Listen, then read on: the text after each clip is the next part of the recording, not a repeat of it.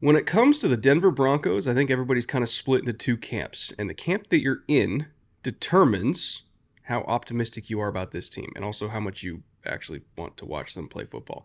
Or watch this episode. Or watch this episode at all. Those two camps are, I believe in Bo Nix, and I don't believe in Bo Nix. I happen to be a Bo Nix believer, contrary to what Oregon fans think that I think of their players. I actually really did like Bo Nix as a prospect. I thought he went at appropriate value. I thought he went to the right spot. You know, Troy Franklin, okay, we'll talk about him later, but like I really did like that pick. And so I am very optimistic about the Broncos. People that did not like Bo Nix as a prospect invariably think that Denver, whatever optimism they had last year, which there was some, and we'll go over that, those people believe that they completely just tanked their future, and they're basically setting themselves up for another slash and burn rebuild. And there's very few people that are in between. It's either they nailed it and they saved themselves, or, oh my God, they've messed it all up. We'll see you in 5 years, you know, when they take another swing, or even sooner than that. Where do you fall on that spectrum? To the people that do not believe in Bo Nix or think that the Broncos took a massive misstep, I would pose this question. What do you think about the New York Giants? Because they did not take a swing. They are plying the waters this year with Daniel Jones again. And let's just say hope is not springing eternal in New York.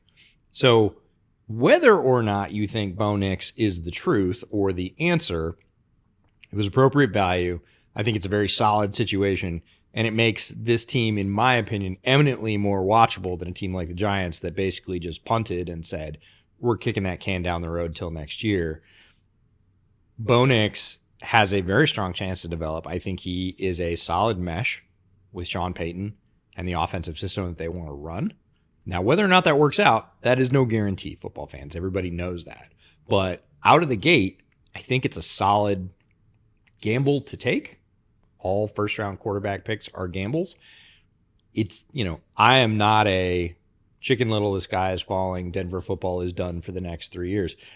I, like you, think Bo Nix has upside.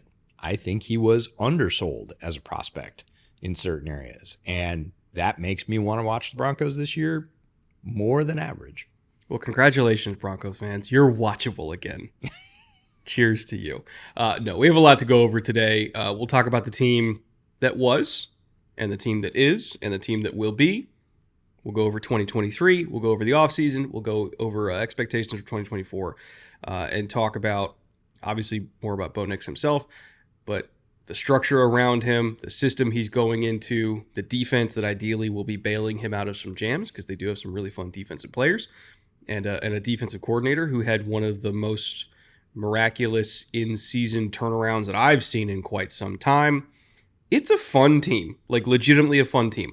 I don't know if they're going to be very good, but they're fun and they're good TV. So, Brandon Perna, if you're watching this, you're at least going to enjoy maybe sort of kind of watching football this season. So some of the new best worst games ever. The new best bootleg episode ever. Jay, roll the intro.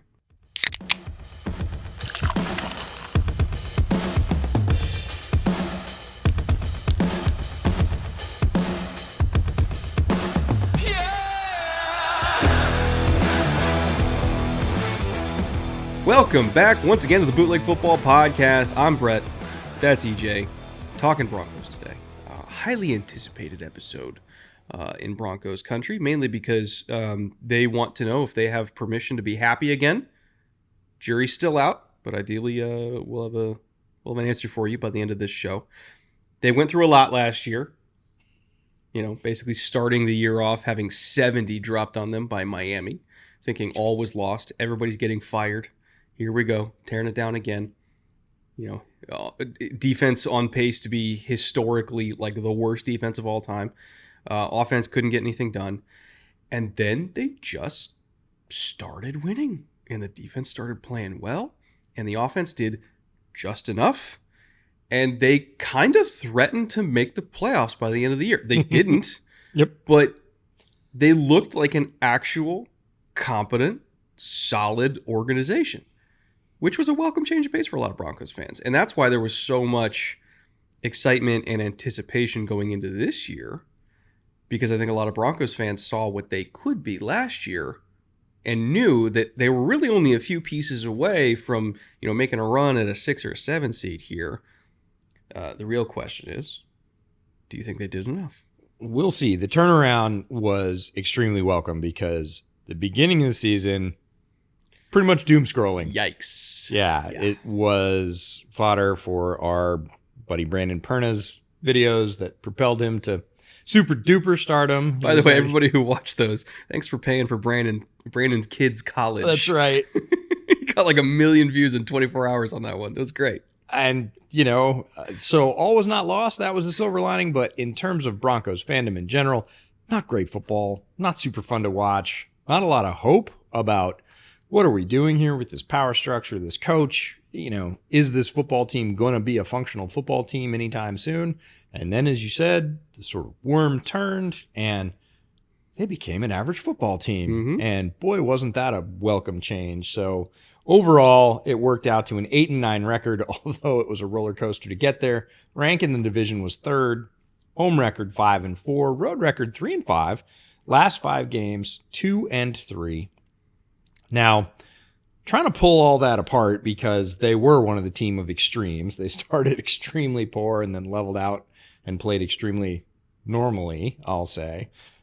We've got 2 summaries for you. One is QBS, or quarterback support, new stat that Arjun Menon, who now works for the Jets from an analytics role, and I worked up last year.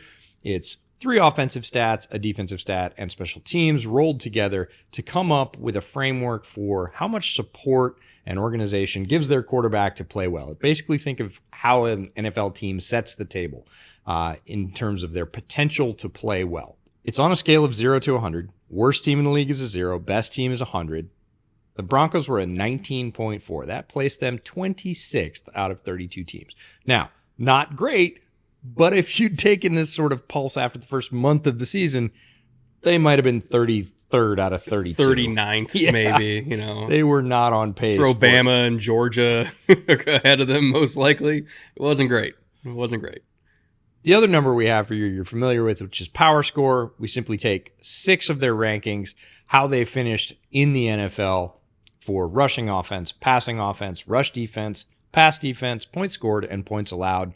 Assign them their NFL rank, add them up, divide by 6, and we get their Power Score. Broncos' Power Score was 21.7. Again, lower number is better. Everybody wants to be number 1. 32 would be the worst. That put them at 27th overall. So in terms of their expectation, how they set the table, it was at 26th. How they actually performed throughout the season, 27th. I think if you watched a lot of Broncos games, neither one of those numbers is terribly surprising. Rushing offense, mid-pack, 17th. Passing offense, 21st. They struggled. That was fairly obvious. Rush defense, about the same as the rushing offense, 19th. Pass defense, 27th. That's going to sink just about any modern NFL team. If you're in the low 20s for pass defense, your chances of winning are pretty poor. Points scored, 19th. Again, if you look at that rushing offense, rushing defense, and points scored, it's 17, 19, 19, right down the middle. Points allowed, 27th. That goes with that poor pass ranking. This is what summed up the Denver season is they played okay, but not well enough to win. Now, they threatened at the end because, again, they heated up. They started to win some games. But when you look at the 2023 Broncos, they performed about as well as expected. They set the table at a certain level. They performed at that level. They needed to improve. They've supposedly done that this season. We'll talk about the reasons we have hope that they'll overachieve those numbers this year. But last year, it feels like the Broncos when you look at those numbers. None of those numbers, as I looked at them, made me go, what? The Broncos were 10th in anything? No, they weren't. They were mid-pack at best. And in categories that really matter for how you perform over the course of a season, not great. I think this is one of the few teams, though, where I think it's fair to split it up into multiple time periods. right? Almost necessary. Like you kind of have to, because they weren't a below average team in the second half of the year, or starting probably around week 6, week 7. Yeah, they didn't look like They're actually an above average team. They had ground to make up. It's just they were so unbelievably, horrifically ass in the first month and a half that yeah, it kind of averaged out that way. But like, I do actually think it is fair for Broncos fans, who I'm sure have already typed up and hit send on the comments, of like, well, what if we split it up into first 6 weeks? Like we don't do that on these rankings, but you're fair to ask about it. Completely fair. Because they were two different teams. Yes. And again, we haven't worked up rankings or anything. Like, we started at week 6, then we have to do that for every team that goes on hot streaks, right? But I just want to acknowledge, like, yes, beginning of the year Broncos and end of the year Broncos, or even just middle of the year Broncos, were two very different ball clubs. They just averaged out to being meh if we take it, at a very, very, very top down whole season view. And I think, again, that's why we're looking forward to this year's, because we're hoping that we get more of second half Broncos and less of first half Broncos. Now, in terms of how that switch was flipped, in terms of schematic changes, personnel changes, a little bit of both, honestly. But before I kind of deep dive into what actually triggered all of those changes or improvements, I do want to thank Underdog for helping to make the show possible in the first place. They've been a sponsor of ours for a long time now. Funded a lot of these little adventures we go on, doing our in-person shoots, our multi-cam setups, all of our travel, going to games, going to Elite 11, going to O-line masterminds in Frisco. They pay for everything. They basically pay for a lot of the content you guys see. And so we thank them for supporting us, and we thank all of you who already deposited on Underdog with our promo code, because anytime you guys support our sponsors, they keep coming back. So we appreciate all of you.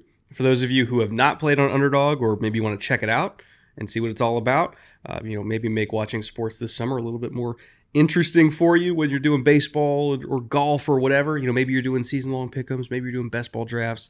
If you just want to check out Underdog, you can do so at the QR code on the screen or at the link in the description below. Thank you once again to Underdog for sponsoring the show, and of course, thank you to all of you who support Underdog and encourage them to come back.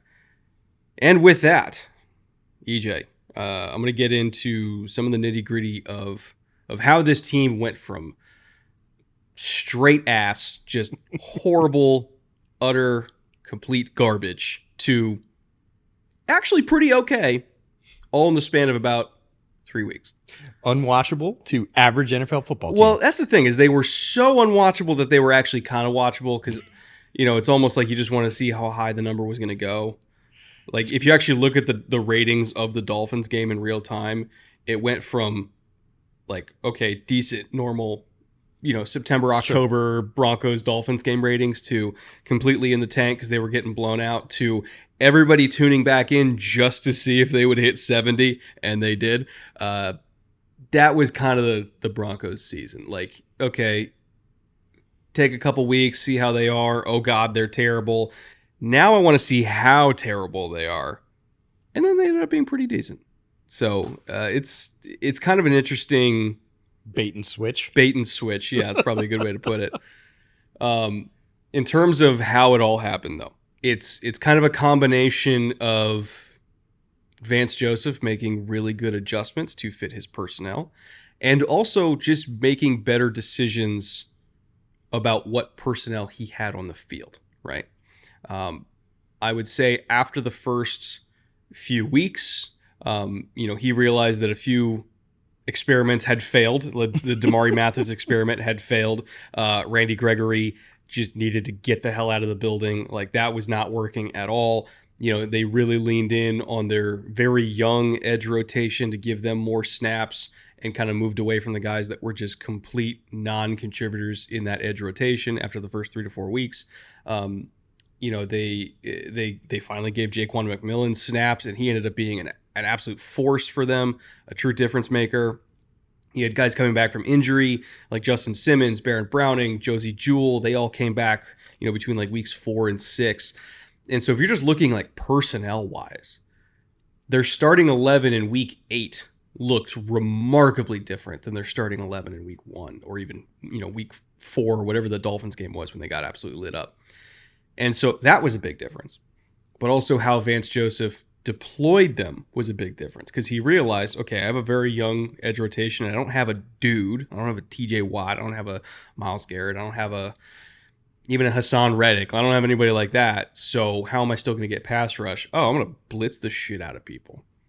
So they went up to the 6th highest blitz rate in the league, starting around that point, and then kind of maintaining it throughout the rest of the year. Just blitz, blitz, blitz, blitz, blitz. Fire zone all the time, man blitzes all the time. Like, if we can't get there with 4, we're getting there with 5. If we can't get there with 5, we're getting there with 6. If we can't get there with 6, we're getting there with 7. If we can't get there with 7, we're dropping 8. It's one of my favorite Coach Vassisms. But they just were relentless in terms of how much they blitzed, and their defense, or particularly their secondary, was extraordinarily opportunistic in terms of generating turnovers. They generated turnovers like crazy, whether it was interceptions, forced fumbles. And again, McMillan was a key difference maker in both those departments. It really was remarkable how well they rallied and how aggressive they played. Like, that defense did not just go in the tank after the first month of the season. And they were kind of the driving force for why this team got better, because the offense, there wasn't a huge difference in the offense between week 1 to week 17 or week 18. But it was the fact that the offense was not relied on to score more than what they were capable of scoring. That's why they started winning games. I'm not going to make excuses for Russ. He is what he is at this point. It was necessary to move on, and I think, again, moving on to Bo Nix was the prudent move. But I think the fact that the Broncos recognized their limitations on offense and fixed them through defense, that's a really commendable job by their staff. And were it not for that flipped switch from Vance Joseph and all his guys, this team very easily could have been first overall and taken Caleb Williams. Like, that's how bad they were. You know what the movie equivalent of that is? Huh? Curious Case of Benjamin Button. Yeah. They're like aged in reverse. Usually it's teams start off, they're fresh at the beginning of the year, they have all their firepower, they're playing well, and then the wheels come off, the injuries start to add up, and they just tail off into nothingness at the end of the year. The Broncos kind of started in nothingness and then, like, strangely got remarkably healthy about a third of the way into the season, switched their focus. I mean, there were calls for Vance Joseph's job. And they were kind of just, I mean, again, they had 70 points dropped. The day after 70 gets dropped, like, every talking head show in the country was like, what is this guy doing still employed? This is the kind of thing you need to fire a guy for. And to have the sort of, I mean, I think it takes a guy like Sean Payton that's been around the block, he's seen it before, to go, hey, it doesn't matter at what level we play at. We all have these games. Drew Brees had 5 interception games. I didn't cut him. Like, we rally, we'll make adjustments. And at that time, that sounded extremely hollow. It's like, what are you going to do? Not die? Like, what's the best you can do? And, lo and behold, a month later, 6 weeks later, they really did make adjustments. They really did make functional changes that made this defense play much better, more respectably. Like you said, the offense was not as up and down. It was just sort of slightly below average the whole year. Russ played some good ball early in the year. There was a little bit of Russ resurgence talk. Is he back?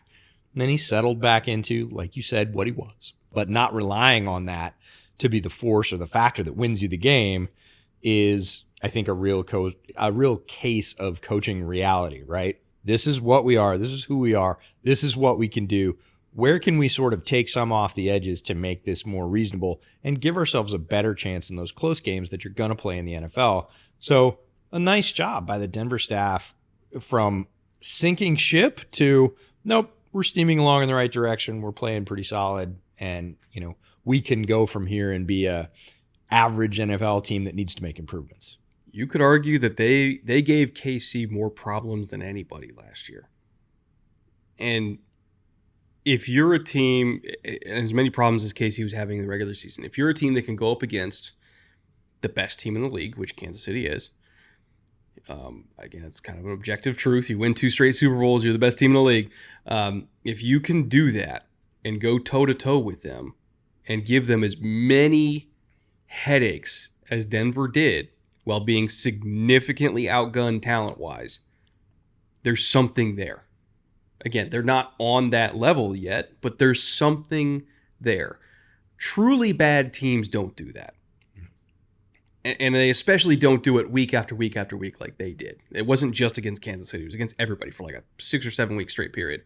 And I did an episode on it when I was out in Colorado. I went on a ski trip out to Beaver Creek, and I, sat in the snow and froze my balls off and talked about the Broncos defense because I thought that transformation was so stunning and also so overlooked that nobody was really talking about it. But like that was the story of the season. And it's also a big reason why, I kind of going into this offseason where I was like, man, you get them a new quarterback and just a couple more weapons.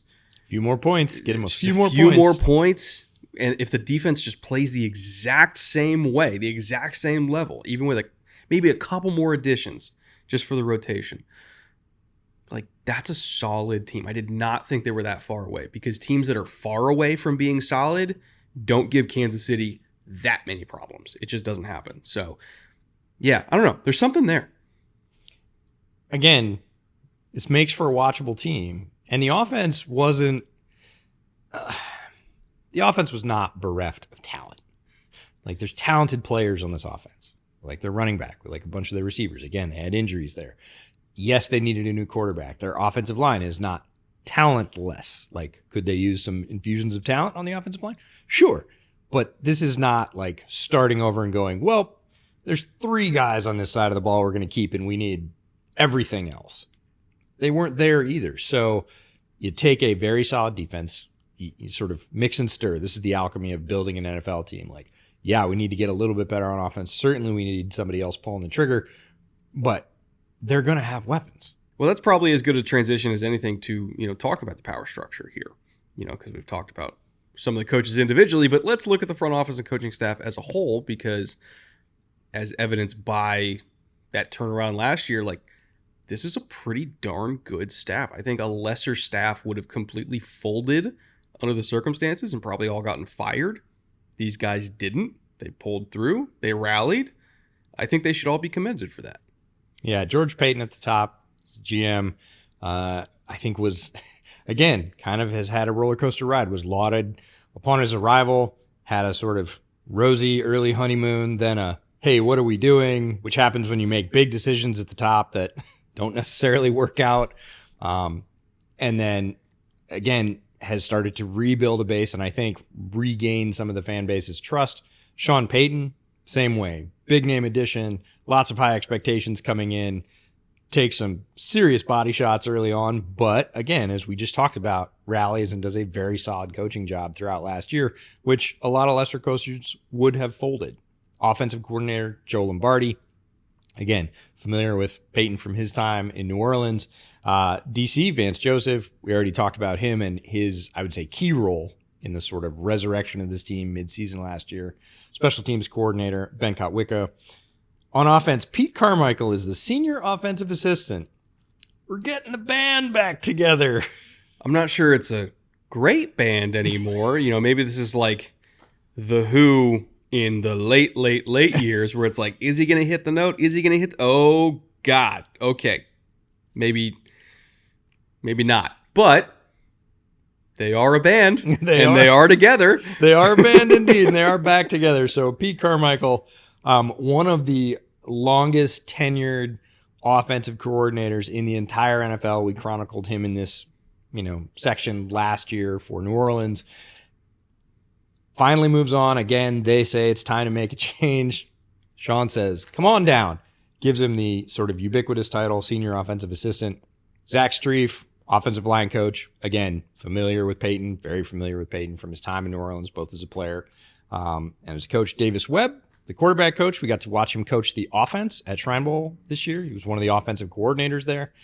He'll be one of the coaches primarily responsible for getting Bo Nix ready for every week in the NFL. I think he is a coach that is a young coach that is highly regarded in the NFL. He's, this is his shot. He's got a high prospect with a lot of potential in an offense, again, that is not flat with talent. There's a good chance that mix is going to go well. On defense, Jovit is a senior defensive assistant. It seems like every team now has a senior offensive assistant and a senior defensive assistant. Jim Leonhard is the one I really want to talk about. His title, defensive pass game coordinator and DB coach. Jim Leonhard, one of the sort of hottest defensive coaching names in the country for years now. Mm-hmm. Everybody's been trying to lure him to the NFL. When news came down that he was making the jump and he was going to the Broncos, I remember texting you and I was like, it finally happened. Leonhard's in the NFL. Like, let's go. Very exciting defensive coordinator. Has done a lot of things at the college level. Is extremely aggressive. It's going to be really fun to watch. It's interesting that he's, they weren't going to displace Vance Joseph after last year's performance. Of course not. But they're just giving him another weapon. That's right. So they gave Leonhard, it's a weird sort of bridge between newcomer, we're not going to elevate you to the highest level, but you've been so sought after, we're going to like jack you to the upper echelon of our defense, give you a sort of half coordinator title. You're going to be coordinating against the pass game, coaching the DBs. He's going to bring a level of aggression. You talked about Joseph already blitzing the hell out of people. Like, add Leonhard to that mix and stir. Good night. Going to be a lot of fun on the defensive side of the ball for the Broncos. Greg Minuski, inside linebackers coach. Broncos feel like a team that gets more out of players in that position than they have any right to. Considering the talent level of the players they've had in that group over the past several years, they've definitely, what's the word? Not overperformed. Outkicked their coverage. Hit above their weight class. Every year we look at that roster and we go, well, boy, this is an area on a roster they need to improve. And then those guys play their asses off. Yeah. And we're like, well, you'd like a little more to start with, but you're not going to argue with the results. If that happens, folks, we're going to highlight the coach in charge of that. That's Greg Minuski. And then Michael Wilhoit is the outside linebackers coach in terms of meshing that pass rush with Vance Joseph. And I'm sure mixing a little bit with Leonhard, coverage, pressure. It's going to be a really, like you said, it's a talented staff. It's an experienced staff, has a mix of long tenured coaches, players who've turned to coaches, folks who've come from college and been successful. It's a really interesting, put it all together, bake, see what comes out. Could be a really cool cake. In 5 years, so let's go 2029, 2 of these assistants will be head coaches in the NFL, I think. And it's Davis Webb and Jim Leonhard. Both of them. All right. I think in 5 years, both of them will be head coaches in the NFL. That is how much I believe in both of them. These are great, great hires. Leonhard in particular is a rocket ship.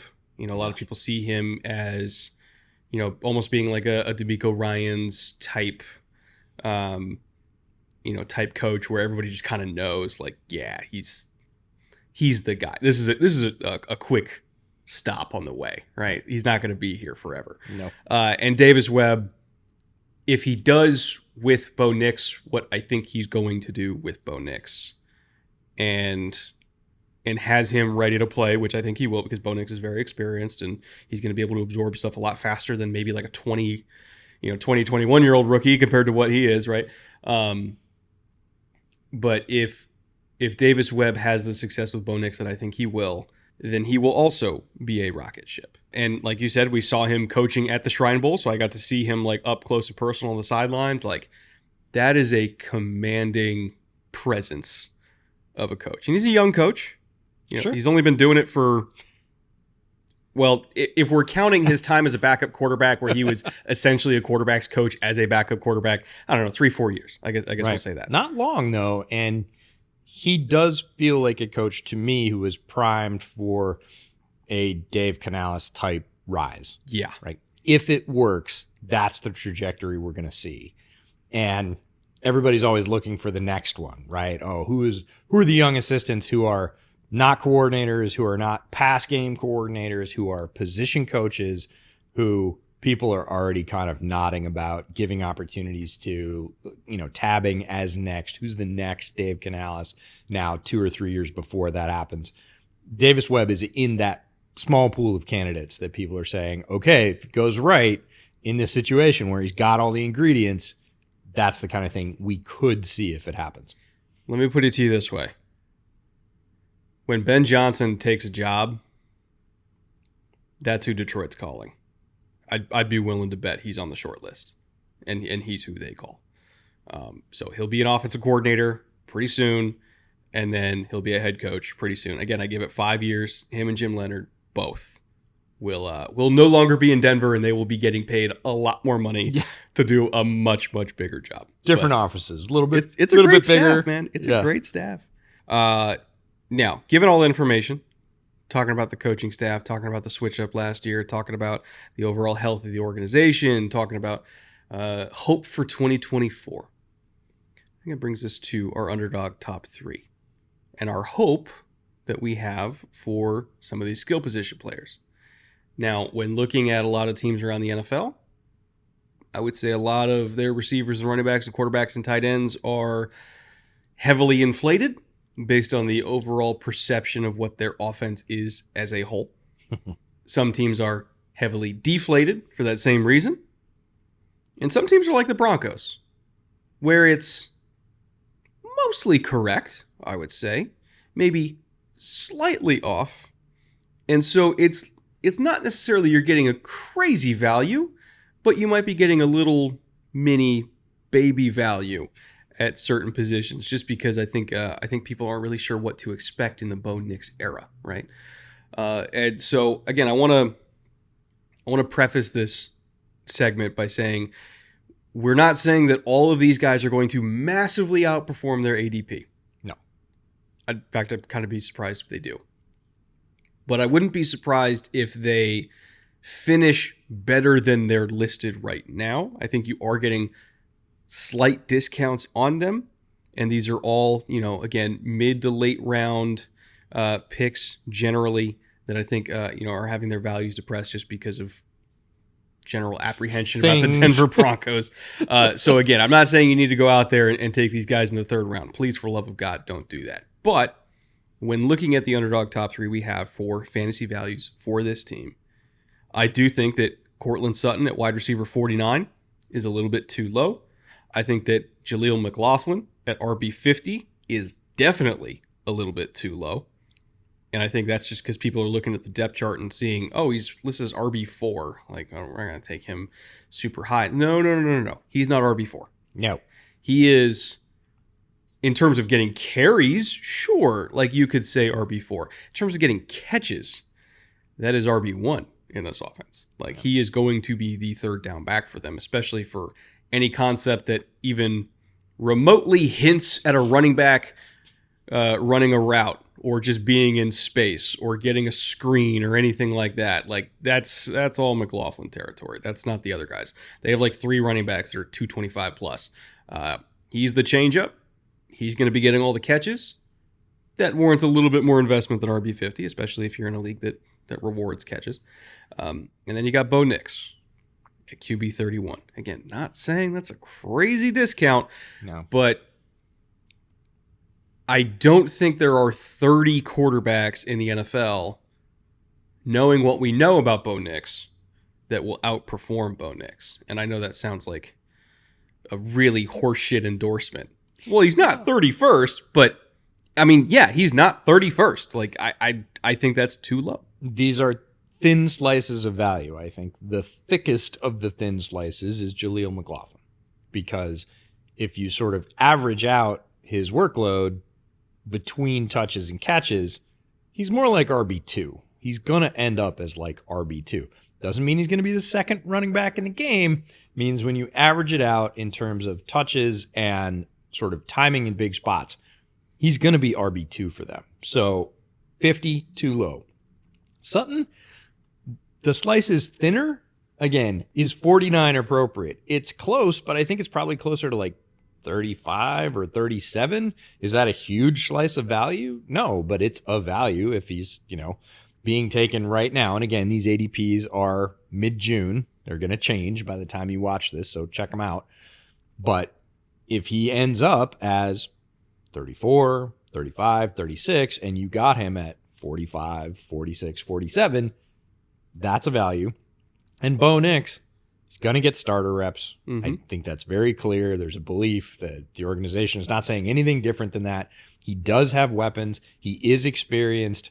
I think he's tough enough mentally to take Peyton's hard coaching, which is going to come. He's not going to fold under that. He's been through a lot. He's very sort of emotionally mature at this point.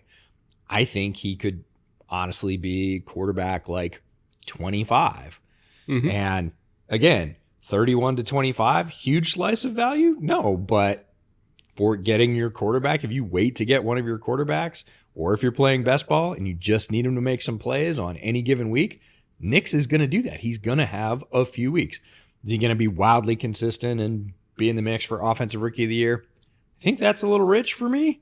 Is he going to be better than not a frontline starter? Yeah, I think that's safe to say. I would even go Bo Nix as a top 24 quarterback, which puts him in play for like super flex leagues where you're starting 2 quarterbacks. Right. Like I would put him in that lower end QB2 range because he's got mobility. Like the guy can move. You know, he's got an arm. He can hit every single blade of grass. They didn't show it as much at Oregon as maybe I would have liked, but easy power as a thrower. Yeah, he's got tons of velocity.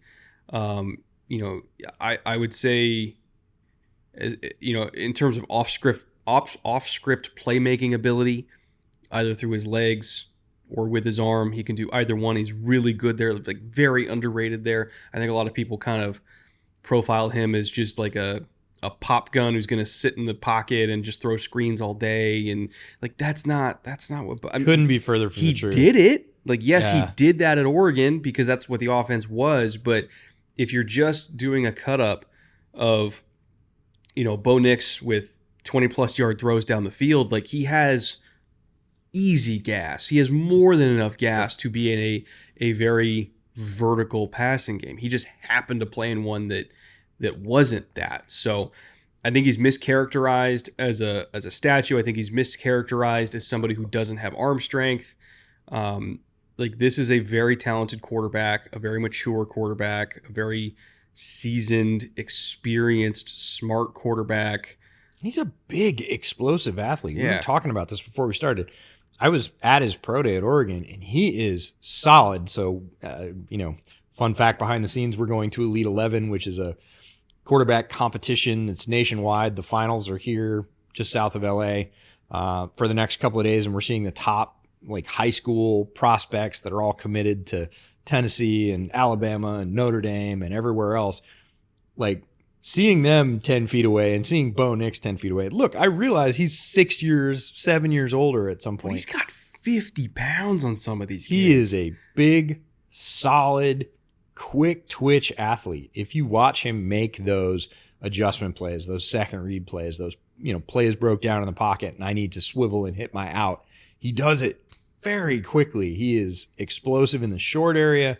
Like you said, easy power in his arm. They didn't ask him to do it all the time, but Troy Franklin got all his yards from somewhere. It was Bo Nix. He can get the ball out there. He just has a lot more, I think, in his palette of tools than people give him credit for when they start talking about him as, oh, he's limited in this way, limited in this way. He ran a ton early in his career in the SEC.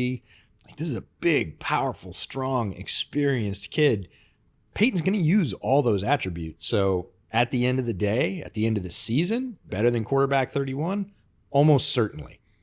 And I think, again, just the perception of what he is has caused him to go significantly lower than the other rookie quarterbacks who, like, as far as I'm concerned, the grade wasn't that far off between him and Jaden Daniels for me. I understand that everybody grades these guys differently, but like my grade between those two guys was not that far off, which is why I was totally cool with him going where he did in terms of, you know, top half of the first round.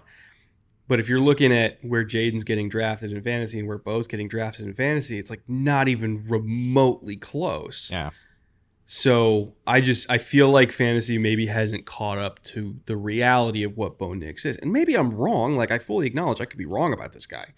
But how often do you see a top 15 pick at quarterback who's going to start Yes. and has weapons, like Mm-hmm. a bunch of weapons at this point, Right. in an offense coached by Sean Payton? How often do you see that guy go as quarterback 31? Like, I don't know. It's just weird. It's odd, it's underrated, but it feels like, and again, he hasn't played a game in the NFL yet, so this is a continuation of all the draft talk. That's what people have to go on, is his time at Oregon and everything that was said about him in the evaluation running up to the draft, which we've said we don't necessarily think is accurate or full in terms of a representation of who he is as a player and what he brings to the field. So I think that gap is smaller. I think Jaden is certainly a more explosive runner and is going to have more of those sort of highlight run plays, might have more touchdowns because of that. But Nix is fully capable. He's very smart.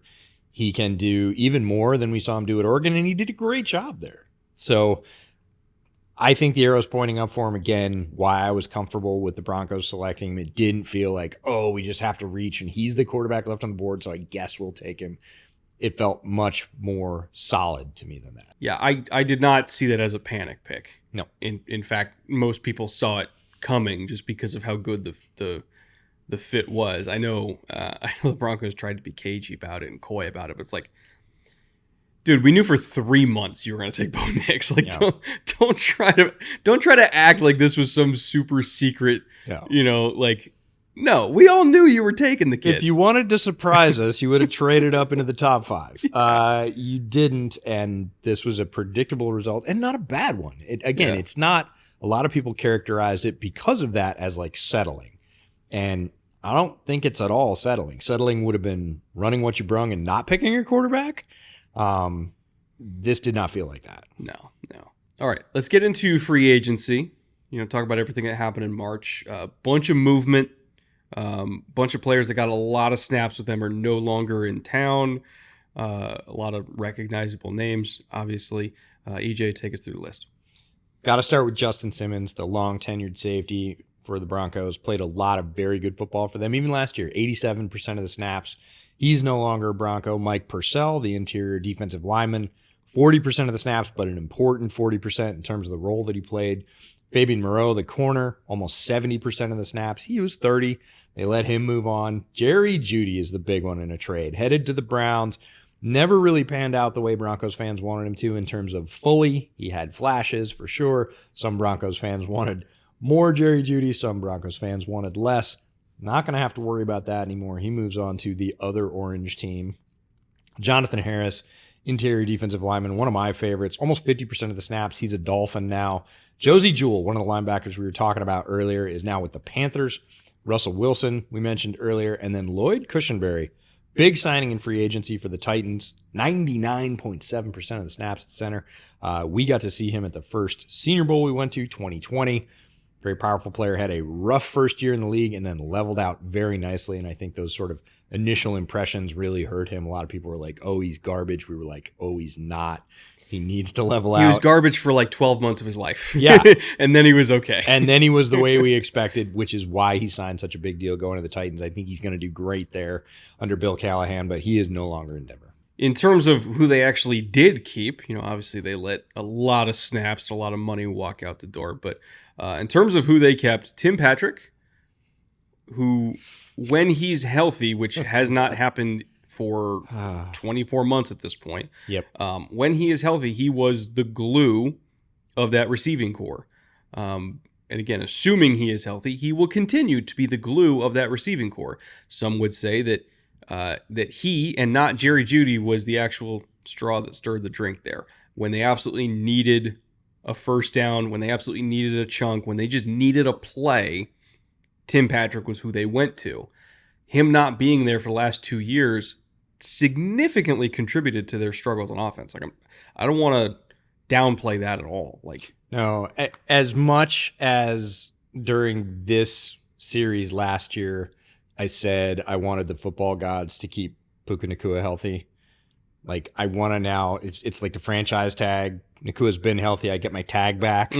I'm putting that tag on Tim Patrick. I want Tim Patrick to be healthy. Such a talented player. Difference maker when healthy. Has not been healthy. Well, hopefully we see it this year. They also brought back Will Lutz. to be their kicker at $4.2 million. Not top of market, but near top of market. Going right off the top of the dome. Adam Troutman also coming back at a little under $4 million, which favorite of the pod and favorite of Sean Payton. Yeah, they both love working together. PJ Locke had a great year in 2023. He was a high impact player for them. I know that he only got 47% of the snaps, but every time he was on the field, you felt his presence. He is awesome at safety / nickel for them, but mostly safety. McMillan is mostly their nickel, but PJ Locke kind of does a little bit of everything. But damn, he's a good young safety for them. Well, not even young. He's 27, I guess. So good prime age safety for them. 1 year older than Bo Nix. But to get him at 3.5, oh shit! I just realized that. Hold on. 2 years older than Bo Nix. Okay, just kidding. But no, to get him at $3.5 million, when the going rate for a top safety is $20 million, he is not. Let's see. I don't know what the percentage on that is. He is not 15% of Antoine Winfield. But you're getting him for 15% of the money. We're going to talk about Brandon Jones, one of my favorites, coming over from the Dolphins to the Broncos, and they paid him 6.6. And to be honest, looking at how PJ Locke played last year, he probably okay, I'm not going to say something too outlandish, but but he played like he deserved that kind of money. I would agree. And they got him for less than $4 million. That is a damn good deal. Yep. They also brought back Michael Burton, Lil Jordan Humphrey, Justin Strnad, and Michael Bandy as well. Probably less than $1 million. So in terms of third-party additions, Cody Barton coming over from the Commanders at about $2.5 million to once again play their role of super cheap but oddly effective linebacker for the year. Yep. Wouldn't be a Broncos season without having one. Brandon Jones, like you mentioned, coming over from the Dolphins to play safety. John Franklin Myers, they traded for from the Jets. Really versatile defensive lineman, great pass rusher. Could play inside, could play outside, but he's mostly effective inside. Always been a big fan of John Franklin Myers, so great addition to the rotation there. Josh Reynolds, they brought in from the Lions to round out that receiving core. He's likely going to be their wide receiver 2, unless Mims or Franklin, ends up bursting onto the scene, and we'll see. Like, they're both really, really fast and really explosive.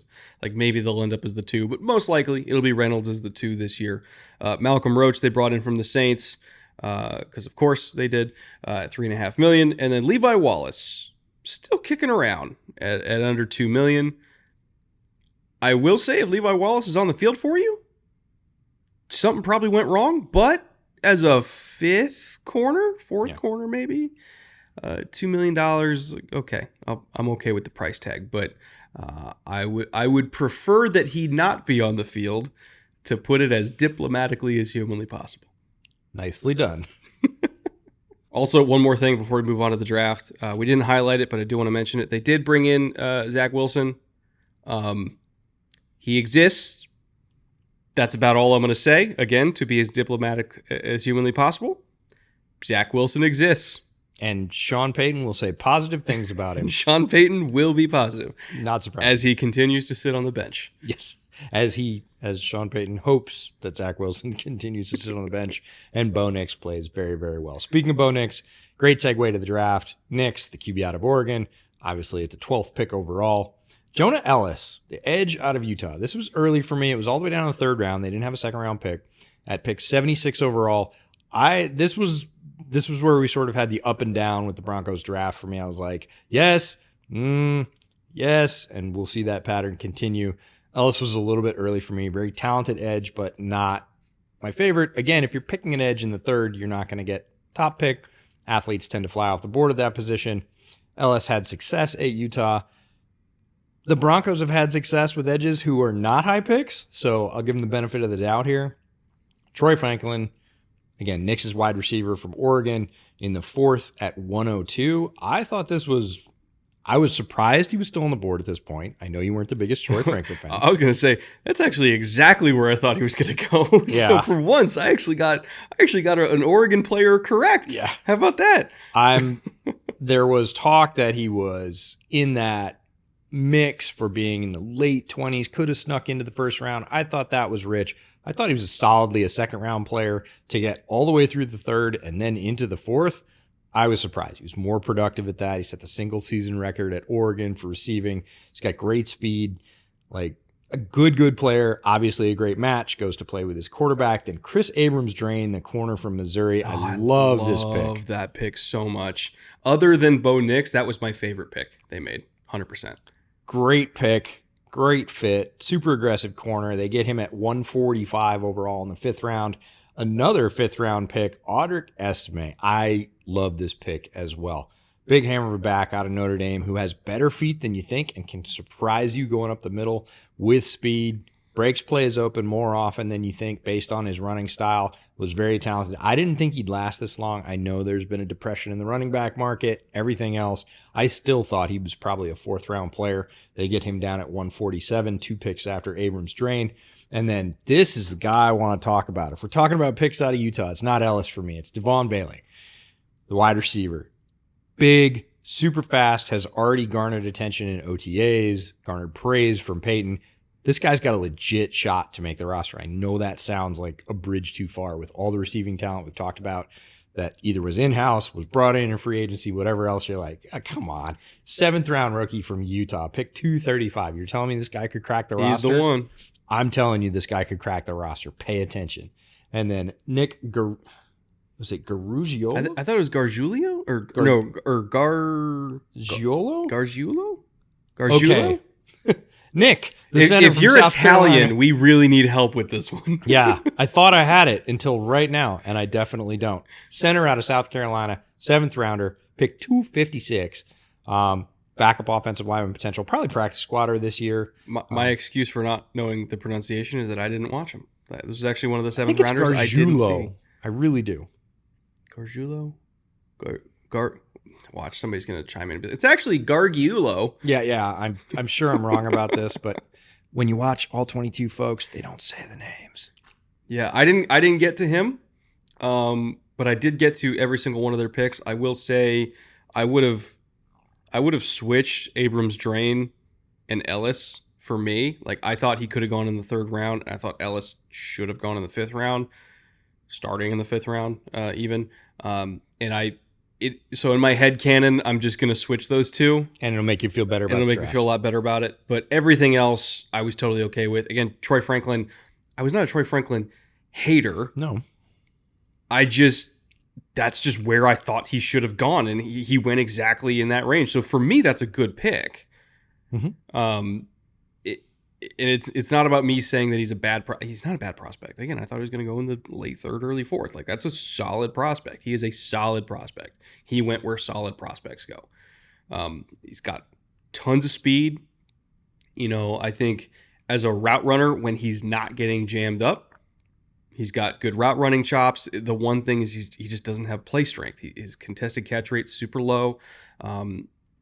When he goes up against a press corner, like, he is going to get shoved into the bleachers.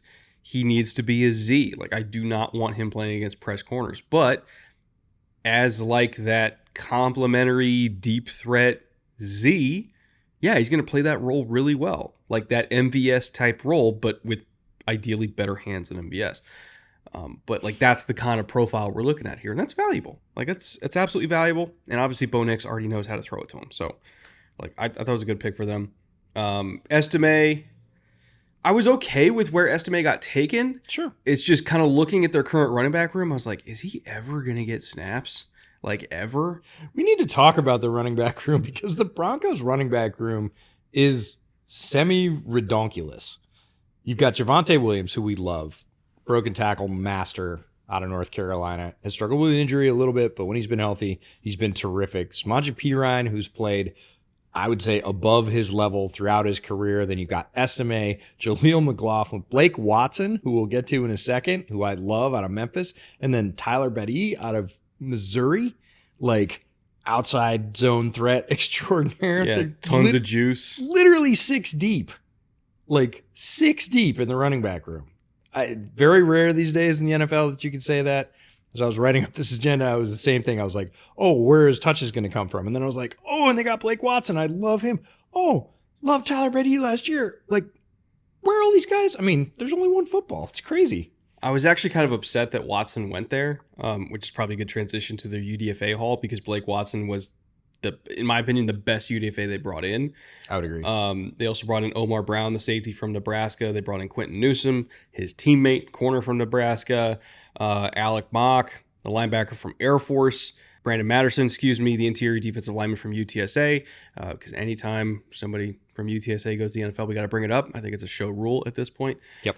Jalen Allen, the other Memphis player here, the interior defensive lineman. I had a priority UDFA grade on him, so again, that's a worthy pickup. I don't know what bonus they signed him to, but I have to imagine it's probably one of their bigger ones. And then Frank Crum, tackle from Wyoming, was getting a bunch of hype later in the process as a potential day 3 guy. They got him as a priority UDFA. So a bunch of good names there, but Blake Watson was the highest grade out of all of them, and he went to the exact wrong room to be a UDFA running back. Like, it's not that he doesn't have the talent to make the team. He has the talent to make the team. It's just he's not going to because there's so many guys there. Like, I really hope that he just balls out in the preseason and then somebody like snags him where he can actually get snaps because I want to see him get carries. I don't think he's going to get carries in Denver. Yeah, carries and catches. Very talented receiver. Great speed, game-breaking ability. I thought he was draftable anywhere from the early 5th on and really thought he would be drafted. Again, was very surprised, on Sunday when you're going back through after all the draft dust settles and you're like, wait, Blake Watson didn't get picked? Oh, man. Omar Brown, hard-hitting safety out of Nebraska. Stop me if you've heard this one before. Great special teams talent in terms of that's going to be his ticket early in his tenure to play in the league. If not, be a practice squatter, guy that rotates up with injuries, but a lot of talent, flies to the ball, hits really hard. I think he's got a chance to stick, even if it is on the practice squad. Well, that brings us to our summary section, which is comprised of 2 questions. Number 1 being, did this team get better, worse, or roughly stay the same since 2023? And we answer that with a thumbs up, a thumbs down, or a thumbs even. Roman Coliseum style. For me, I went thumbs up, which, some people might disagree with considering the losses they had in free agency. Like Justin Simmons is no longer there. Jerry Jeudy, say whatever you want about him.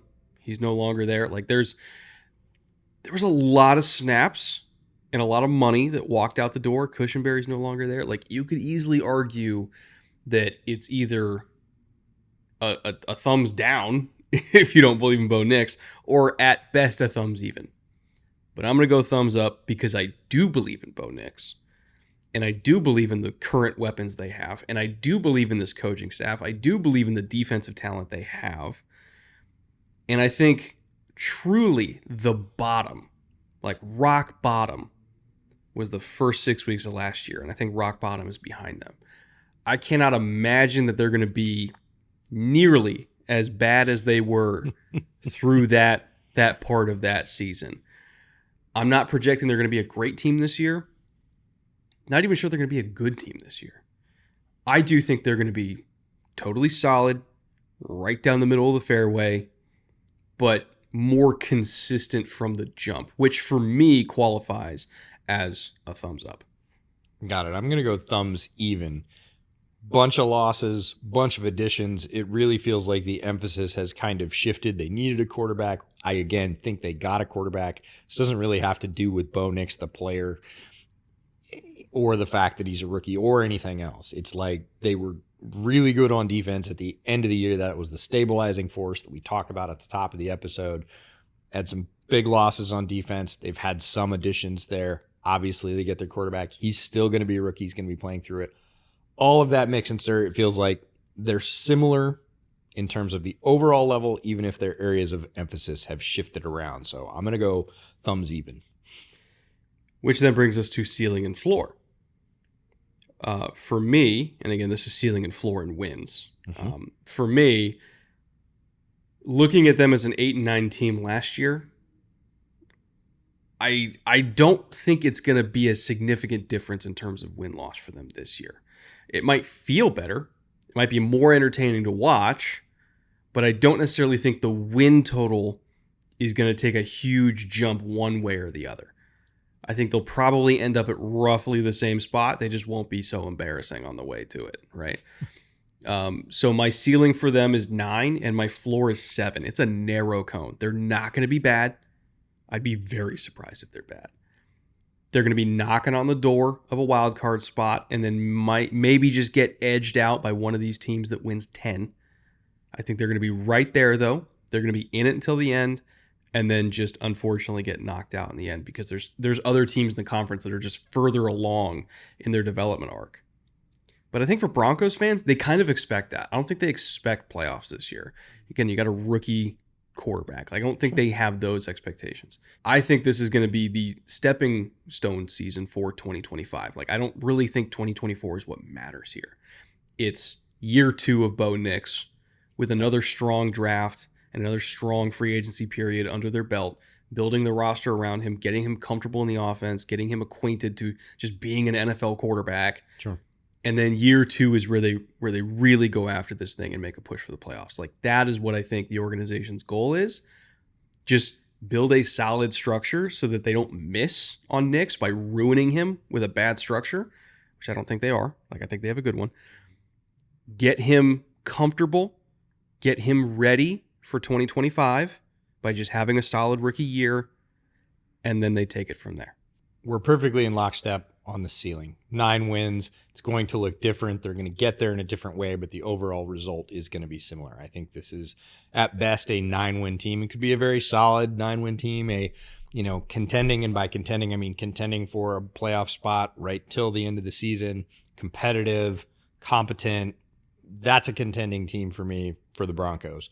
My floor is 5. It drops a little farther than yours because I'm sort of pulling from earlier lessons. I'm thinking back to a couple of years ago, we had a surprise 9-win team that did better than anybody thought they had a right to. The Giants just traumatized you, didn't Yes, they did. Yes, they did. And we went, man, if they won 9 games with that, they're on their way up. Cue last season, wheels fell off for the Giants. So if Sean Payton gets impatient with Nix and decides he's, for some reason, going to play himself some Zach Wilson, if they suffer injuries on the defensive side of the ball, if they're not able to replicate that very high level they played on defense at the end of last year, we think, oh, well, they'll just continue and go up from there, right? Doesn't always happen that way. Sometimes there is a return to the mean. If all of that stuff happens, and that's what floor is, the worst case scenario, I think it could be a 5-win team, and it could be a rocky year for Peyton. He could be on a warmer seat. Right now, I don't think his seat is warm at all. He just drafted a quarterback as a rookie in the top half of the first round. That usually guarantees you a couple of years of development. I'm not saying it won't, but if all those things sort of go stale, go wrong, the recycling of Pete Carmichael offensive ideas doesn't keep up with the league, and it becomes more talk than results, they could end up with a negative regression down to 5 or 6 wins. I guess we'll see. Either way, they're going to be a hell of a lot more entertaining this year than they were last year. And watchable, I think. Just watchable. Yeah. That's the goal. Like, don't be embarrassing. Yeah. I don't think they're going to be embarrassing this year. I really don't. I really think, like you said, that the sort of end result is going to be much closer to the 9, even if it's a 7-win team. There may be some close losses that they were very competitive in right to the end.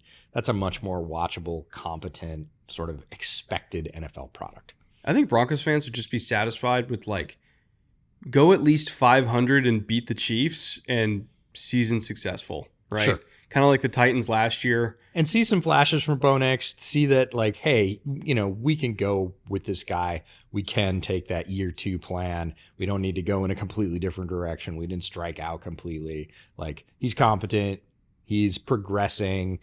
We see the path. That would be what they need to do this year. Yeah, I see it as, like, similar to the Titans last year where, like, the whole organizational goal was, like, let's just make Will Levis work. Yeah. And we'll figure it out from there. And then we'll add. And then we'll add, right? Which Sure. is what they did this offseason. They added. They brought in a new coach. I'm not saying Broncos are going to bring in a new coach, but No. they brought in a new coach. They took steps to fix the offensive line. They brought in weapons. They brought in defensive talent. Like, that's the whole goal, right? Is just don't fuck up the rookie. And then year 2 is when fuck you up the attack. rookie. That's the whole thing. Just don't fuck it up. Honestly, if we're talking about the Broncos next year, like we're talking about the Titans this year, and they've done that second round of additions, and they did get their flashes out of Bo Nix, and they think that, he can power this offense. He maybe has a couple of nice come from behind victories. Like, I think Broncos fans would be thrilled with that.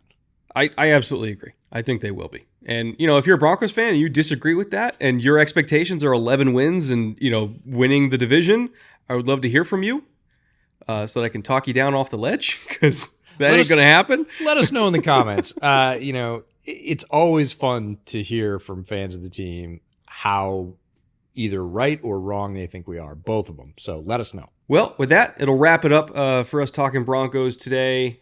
We have one more episode left in the AFC West, talking about those dirty, rotten Kansas City Chiefs.